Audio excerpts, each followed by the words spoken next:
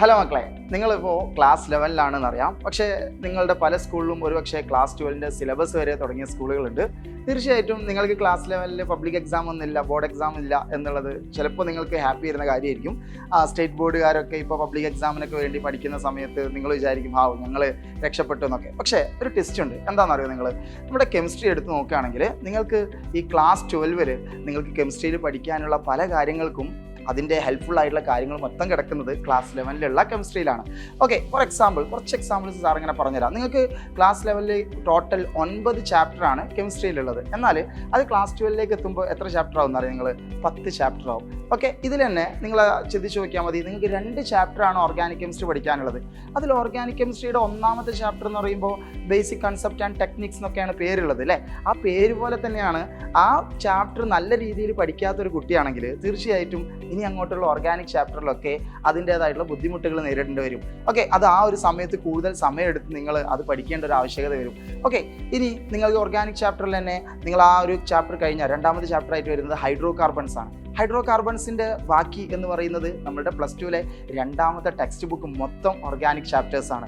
ഏതൊക്കെയാണെന്നറിയോ? Haloalkanes and haloarenes, അതുപോലെ തന്നെ alcohol, phenol, ether, അതുപോലെ തന്നെ aldehyde, ketone, carboxylic acid, amines, biomolecules, ഇങ്ങനെ തുടങ്ങിയിട്ട് ഫുള്ള് ഓർഗാനിക് ചാപ്റ്റേഴ്സാണ്.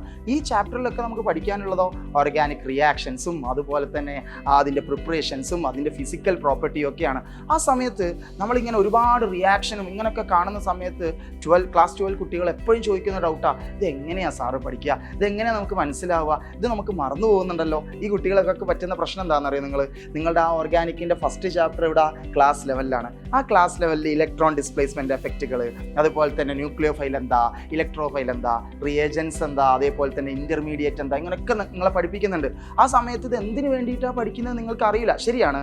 പക്ഷേ അതിൻ്റെ ഒക്കെ റിസൾട്ട് നിങ്ങൾക്ക് കിട്ടാൻ പോകുന്നത് ഇവിടെ ബാക്കി വരുന്ന ഓർഗാനിക് ചാപ്റ്റേഴ്സിലാണ്. അപ്പോൾ ക്ലാസ് 11 ഓർഗാനിക് പഠിക്കുന്നതിൻ്റെ ഇമ്പോർട്ടൻസ് മനസ്സിലായല്ലോ. അപ്പോൾ നിങ്ങളുടെ ഈ ഒരു സമയം നിങ്ങൾ അതിനു വേണ്ടി യൂസ്ഫുൾ ആക്കി നിങ്ങൾ മാറ്റുക. അല്ലാതെ നിങ്ങൾ ക്ലാസ് 12 എത്തിയിട്ട് അതിൻ്റെ ചാപ്റ്റർ മുതൽ പഠിച്ചു തുടങ്ങാം എന്നൊന്നും വിചാരിച്ചേക്കരുത്. ഇനി അതുപോലെ തന്നെ ക്ലാസ് 11 നിങ്ങൾക്ക് റിഡോക്സ് റിയാക്ഷൻ എന്ന് പറഞ്ഞൊരു ചാപ്റ്റർ ഉണ്ട് അല്ലേ? വളരെ സിമ്പിൾ ആയിട്ടുള്ള ചാപ്റ്ററാണ്. അവിടെ നിങ്ങൾ ഓക്സിഡേഷൻ പഠിക്കുന്നുണ്ട്, റിഡക്ഷൻ പഠിക്കുന്നുണ്ട്, അത് ബാലൻസ് ചെയ്യാൻ പഠിക്കുന്നുണ്ട്, അൺനോൺ ഓക്സിഡേഷൻ നമ്പേഴ്സ് കാണാൻ പഠിക്കുന്നുണ്ട്. ചില ആൾക്കാരുടെ ഇപ്പോൾ ഹൈഡ്രജൻ ഓക്സിജൻ പോലെയുള്ള ആളുകളുടെ സ്പെഷ്യൽ ഓക്സിഡേഷൻ നമ്പർ എപ്പോഴൊക്കെയാണ് വരിക എന്നൊക്കെ നിങ്ങളവിടെ പഠിക്കുന്നുണ്ട്. എന്നാൽ ഇതിൻ്റെ കണ്ടിന്യൂവേഷൻ നിങ്ങൾക്ക് +2 അതായത് ക്ലാസ് 12 നിങ്ങൾക്ക് ഇലക്ട്രോ കെമിസ്ട്രിയിലും DNF എന്ന് പറയുന്ന ചാപ്റ്ററിലും ഒക്കെ നിങ്ങൾക്ക് ഉപകാരപ്പെടുന്നുണ്ട്. അപ്പോൾ അത് ഇവിടുന്ന് പഠിക്കാത്തൊരു കുട്ടിക്ക് ആ ഇലക്ട്രോ കെമിസ്ട്രിയിലെ സബ് ടോപ്പിക് അല്ലെങ്കിൽ അതിൻ്റെ അപ്ലിക്കേഷൻ ലെവലിലാണ്, അല്ലെങ്കിൽ DNFൻ്റെ ഒക്കെ അപ്ലിക്കേഷൻ ലെവലിലാണ് ഈ പറയുന്ന ഓക്സിഡേഷൻ റിഡക്ഷൻ ഒക്കെ വരുന്നത്. അവിടെ പോയിട്ട് നിങ്ങൾ ഓക്സിഡേഷൻ എന്താ, റിഡക്ഷൻ എന്താന്നൊക്കെ ചോദിച്ചു കഴിഞ്ഞാൽ വലിയ പ്രയാസമായിരിക്കും. എടുത്തു നിന്ന് ടീച്ചർമാർക്കും അത് പ്രയാസമായിട്ട് മാറുന്ന ഒരു സന്ദർഭം ഉണ്ടാകും. അപ്പോൾ മക്കളെ, അവിടെ മറ്റൊരു കാര്യമാണ് സാർ ഇപ്പോൾ പറഞ്ഞു വെച്ചിട്ടുള്ളത്. ഇനി വേറെ ഒന്ന് പറഞ്ഞുതരാം. നിങ്ങളുടെ മറ്റൊരു ചാപ്റ്ററാണ് നിങ്ങളുടെ മോൾ കൺസെപ്റ്റ്, അതേപോലെ തന്നെ എന്താ പറയുക ബേസിക് കൺസെപ്റ്റ്സ് എന്ന് പറഞ്ഞിട്ട് ഫസ്റ്റ് ചാപ്റ്റർ വരുന്നത്. അവിടെ ആ ബേസിക് കൺസെപ്റ്റ് എന്ന് പറഞ്ഞാൽ കെമിസ്ട്രിയിലെ മൊത്തമുള്ള എലമെൻറ്റ്സ് എന്താ, മോളിക്യൂൾസ് എന്താ, മിക്സർ എന്താ എന്നൊക്കെ നിങ്ങൾക്ക് പറഞ്ഞിരുന്ന ചാപ്റ്ററാണ്. അതിൽ നമ്പർ ഓഫ് മോളിക്യൂൾസ് എങ്ങനെയാണ്, നമ്പർ ഓഫ് മോൾസ് എങ്ങനെയാണെന്നൊക്കെ കാണുക. അപ്പോൾ ഇതൊക്കെ നിങ്ങൾക്ക് ആവശ്യമുള്ളതാണ്. അതല്ലാണ്ട് ക്ലാസ് 11 നിന്നും ഇതൊക്കെ ഒഴിവാക്കിയിട്ട് ക്ലാസ് 12 പുതിയതായിട്ട് പഠിക്കാം എന്നുള്ളൊരു ചിന്തയായിട്ട് നിങ്ങൾ മുന്നോട്ട് പോകുന്നതെങ്കിൽ അത് എസ്പെഷ്യലി സയൻസ് സ്റ്റുഡൻസിന് വളരെയധികം പ്രയാസമുള്ള കാര്യമായിരിക്കും. അപ്പോൾ ക്ലാസ് 11 അതിൻ്റെ സിലബസ് എല്ലാം നല്ല രീതിയിൽ തന്നെ കവറപ്പ് ചെയ്യണം എന്നുള്ളത് വേറെ എവിടെയും നിങ്ങൾ നോക്കണ്ട. നിങ്ങൾ തീർച്ചയായിട്ടും അത് ചെയ്യുക തന്നെ വേണം. കാരണം നമ്മളിപ്പോൾ ഒരു പക്ഷേ തീരെയും പഠിക്കാതിരിക്കുന്ന ഒരു അവസ്ഥ ഉണ്ടാകും. ക്ലാസ് 12 എത്തുമ്പോൾ ഞാൻ ഉഷാറായിരിക്കും എന്നൊക്കെ ഒരു മൈൻഡിലായിരിക്കും നിങ്ങൾ ഇരിക്കുക. പക്ഷെ അങ്ങനെയല്ല മക്കളെ. നിങ്ങൾ കിട്ടിയ സമയം ഉപയോഗിച്ചുകൊണ്ട് നിങ്ങൾക്ക് ബോർഡ് എക്സാം ഇല്ല എന്നുള്ളത് ഒരു പോസിറ്റീവായിട്ട് എടുത്തുകൊണ്ട് ഈ സമയത്ത് നിങ്ങൾ ക്ലാസ് 12 വേണ്ടിയിട്ട് കെമിസ്ട്രിയുടെ ഓരോ കൺസെപ്റ്റ് നിങ്ങൾ ക്ലിയർ ആക്കി എവിടെയൊക്കെയാണ് നിങ്ങളുടെ വീക്ക് പോയിന്റ് അതൊക്കെ ക്ലിയർ ആക്കി സെറ്റാക്കി വെക്കണം. കാരണം നിങ്ങളുടെ ക്ലാസ് 12 ബോർഡ് എക്സാം എന്ന് പറയുന്നത് ഒരിക്കലും സിമ്പിൾ ആയിരിക്കില്ല. നിങ്ങൾ പോലും പ്രതീക്ഷിക്കാത്ത ലെവലിലായിരിക്കും ക്വസ്റ്റ്യൻസ് ചോദിക്കുക.